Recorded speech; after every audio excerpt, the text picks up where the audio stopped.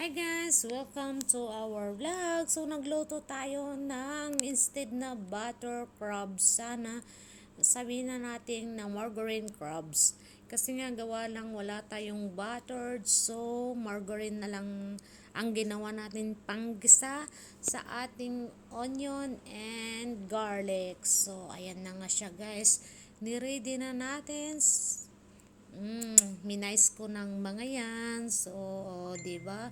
So, habang minamais ko yan, guys, yung mga ingredients natin, nagpakulo na ako ng weed. Kasi actually, yung gamit natin is electric burner, kaya sobrang tagal, grabe. Instead na ang bilis 5 minutes lang natin sanang lutuin yung kaso sobrang tagal kasi gawa ng electric burner. So, habang naggigisa ako ng mga ingredients niya like garlic and onion, pinapakuluan ko na rin yung ating ayan, crabs. Pinakuluan ko pala siya ng Sprite guys kasi para maglasa-lasa. Pero in fairness, grabe, hindi ko akalain na magagawa ko yan kasi gawa ng gagaling ko sa trabaho. Actually, hindi ko sana bibilhin yan kasi gawa ng may nagtitinda nga doon. Sabi niya 20 dirhams. Sabi ko, hindi, 10 na lang. So, umalis siya, hindi niya bininta sa akin.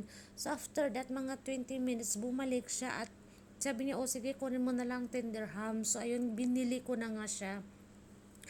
Kaya yan niluto natin pagdating natin sa trabaho. So, ayan na nga, panandalian lang yan guys. Kasi pinakuluan ko naman na yan siya ng Sprite.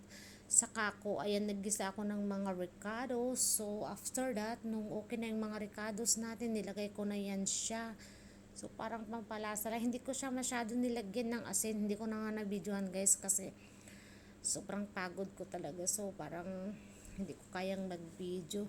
Nilagyan ko lang yan siya guys ng magic sarap and konting asin saka paminta. Yun lang nilagay ko guys after that. So, tinakpan ko lang siya konti. 5 minutes, binalikan ko siya. Yan, okay na nga siya. Bali, kapag crabs pala, tapos igisa mo ng ganyan, parang useless rin. Hindi mapupunta yung lasa niya sa loob. Gawa ng hindi naman siya nakabukas. Napunta lang yan siya sa mga ano niyan, ganyan-ganyan yan. Alam nyo na yun. So, guys, kung saan ka man na nakapanood nitong video na to, please follow. And please comment na din kung asan ka ngayon. Baka ikaw ang manalo sa ating pa 500 Gcash kapag mag 40k na si Alma Abalos. So ayan lang po guys. Thanks for watching guys. Medyo kahit sabihin na natin pagod ako, nagugutom na gutom ako kasi galing pa tayo sa work guys. So ayan na nga guys, nakapagsandok na tayo. So let's eat na.